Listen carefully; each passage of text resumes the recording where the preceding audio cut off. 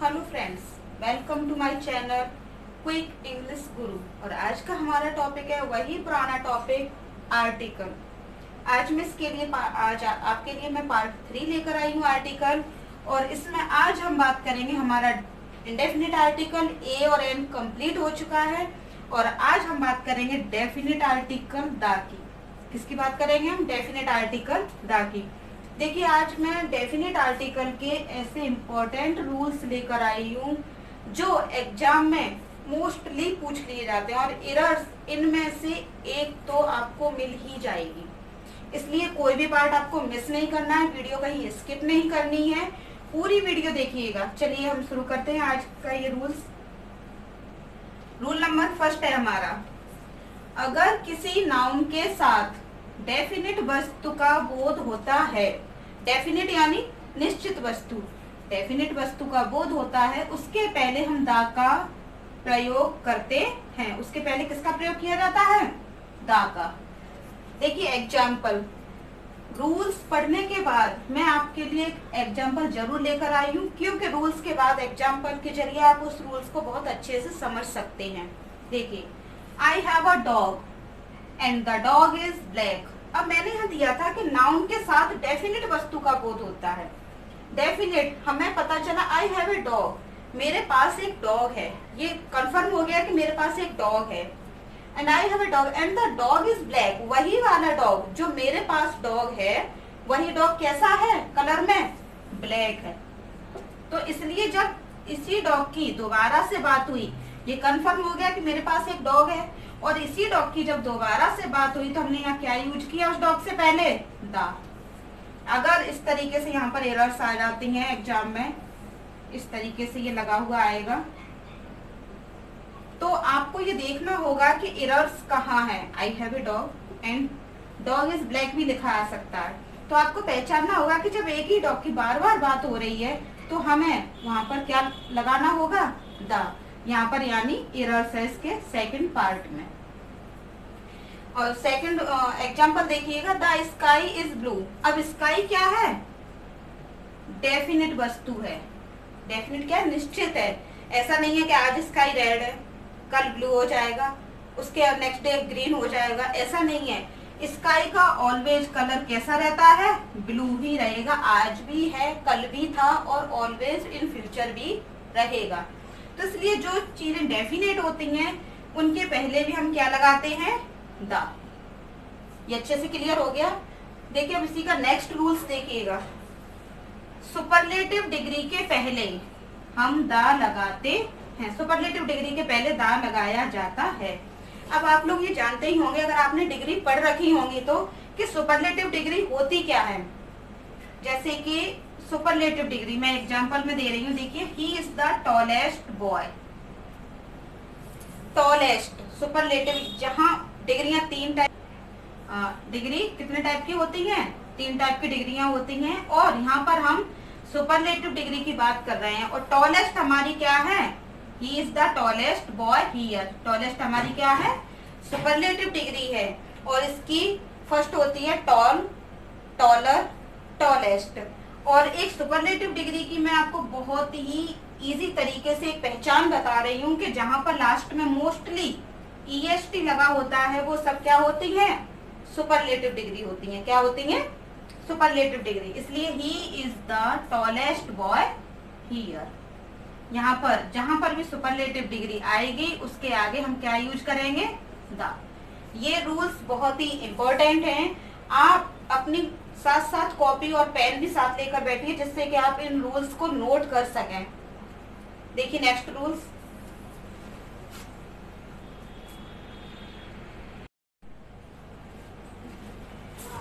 दो रूल्स हमारे कंप्लीट हो चुके हैं। देखिए थर्ड रूल्स आर्टिकल का, द का प्रयोग यूनिक वस्तुओं के पहले किया जाता है। अब यूनिक वस्तुएं कैसी होती हैं? यूनिक वस्तुएं ऐसी होती हैं जो ब्रह्मांड में सिर्फ एक ही है, इनके अलावा कोई भी दूसरी वस्तु उसके जैसी नहीं है। जैसे कि अर्थ, अर्थ एक ही है, सन एक ही है, स्टार्स, स्टार्स जैसे और चीजें नहीं है। स्टार्स भले ही क्वांटिटी में ज्यादा हैं, लेकिन इनकी तरह और नहीं है। द यूनिवर्स हमारा ब्रह्मांड, the world, the moon, the equator, ये जो चीजें हैं ये क्या है, हमारी यूनिक वस्तुएं, अपने आप में बहुत ही अद्भुत वस्तुएं हैं। और जो अद्भुत वस्तुएं होती हैं उनके पहले हम द यूज करते हैं। ये जो भी मैं वर्ड्स लेकर आई हूँ ये आप नोट जरूर कर लीजिएगा, जिससे कि आप इनको ना भूलें रूल्स पढ़ते टाइम। एग्जाम्पल देखिएगा, द अर्थ इज राउंड, अर्थ कैसी है, राउंड है।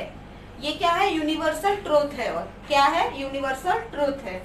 हमारी धरती गोल है, तो अर्थ के पहले हम क्या लगाएंगे, द लगाएंगे। नेक्स्ट देखिए, द स्टार्स आर ट्विंकलिंग, जो स्टार्स हैं वो क्या है, ट्विंकल कर रहे हैं, चमक रहे हैं, तो स्टार्स के आगे भी हम क्या लगाएंगे, द लगाएंगे। ये क्लियर हो गया रूल्स।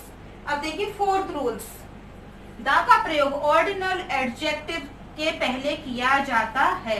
अब ऑर्डिनल एडजेक्टिव कौन से होते हैं, देखिए क्रमवाचक विशेषण। क्रमवाचक विशेषण यानी जैसे कि ये वर्ड होते हैं द फर्स्ट,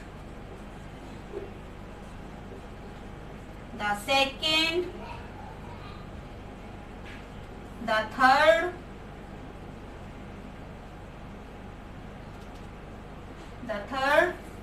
द लास्ट।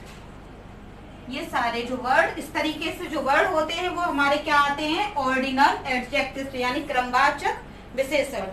देखिए मैं इसका एग्जाम्पल लेकर आई हूं मैं।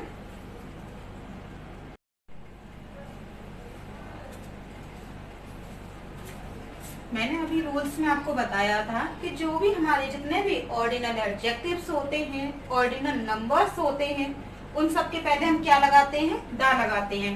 देखिए द नेक्स्ट बस, the first president, the last page, ये लास्ट, नेक्स्ट, फर्स्ट, ये सब क्या है हमारे ordinal number. First, second, third, fourth, fifth, sixth, last, next, ये सभी ऑर्डिनल नंबर्स में आते हैं। और इन सभी के आगे हम क्या लगाते हैं, द। देखिए example, this is the last page of my copy, ये मेरी कॉपी का लास्ट पेज है। कैसा पेज है, लास्ट पेज है।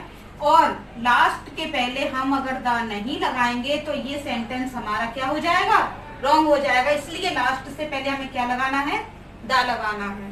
देखिए नेक्स्ट रूल्स, कुछ वर्ड्स में लेकर आई हूँ और उन वर्ड्स के आगे किसी भी कंडीशन में द लगता ही है। और इन वर्ड्स को आप नोट कर लीजिएगा, क्योंकि सबसे ज्यादा एरर्स एग्जाम में इसी रूल नंबर 5 से आती है। सबसे ज्यादा ये रूल पूछा जाता है एग्जाम में और बच्चे ज्यादातर इसको रॉन्ग रॉन्ग करके आते हैं। देखिए मोस्ट ऑफ, ये वर्ड्स मैं बता रही हूँ, most of, some of, both of, half of, none of, all of, either of और नाइदर ऑफ। इन सभी ये जितने भी वर्ड्स हैं इन सबके बाद हम क्या लगाते हैं, पहले क्या लगाते हैं, द। इन सबके ये जैसे ही वर्ड्स यूज होते हैं और उसके बाद जो नाउन आता है उस नाउन से पहले हम द लगाते हैं। देखिए example, all of the players have come, ये हमारा यहाँ पर द लगा हुआ है। ऑल ऑफ, ऑल ऑफ के बाद हम क्या लगाएंगे, द लगाएंगे। और ये प्लेयर्स क्या है, हमारा नाउन है।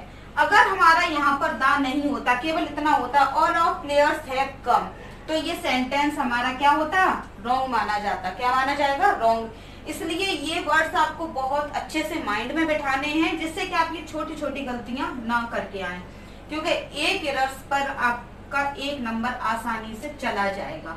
और अगर आपने ये वर्ड्स लर्न कर लिए तो आप बहुत ही आसानी से ये एग्जाम में इसको आराम से करके आ सकते हैं। नेक्स्ट एग्जाम्पल देखिएगा, most of the money was spent, ये क्या है, मोस्ट ऑफ। यहाँ पर ये वर्ड्स मैंने लिया ही था, मोस्ट ऑफ। तो इसके बाद भी हम क्या लगाएंगे, द लगाएंगे। अगर हम यहाँ पर हमारा एग्जाम वो दिया होता sentence, most of money was spent, सारी मनी खर्च हो गई, और अगर यहाँ द नहीं लगाते तो ये भी हमारा सेंटेंस कैसा होता, रॉन्ग। इसलिए इन छोटी छोटी बातों का बहुत ही अच्छे से ध्यान रखना है। और ये रूल्स तो बहुत ही इम्पोर्टेंट है आपके लिए, और ये वर्ड सारे नोट कर लीजिएगा। आपको मेरी वीडियो आज की अगर अच्छी लगी तो प्लीज लाइक कीजिएगा, शेयर कीजिए और सब्सक्राइब जरूर कीजिएगा। और अगर आपको कोई भी रूल्स के अंतर्गत अगर कुछ भी पॉइंट समझ में नहीं आता है तो प्लीज मुझे कमेंट बॉक्स में जरूर लिखिएगा। मेरा लिंक दिया गया है क्विक इंग्लिश गुरु, और उसमें आप जरूर अपनी राय दीजिएगा कि आपको रूल्स कैसे लगे, अच्छे से समझ में आए या नहीं आए। थैंक्स।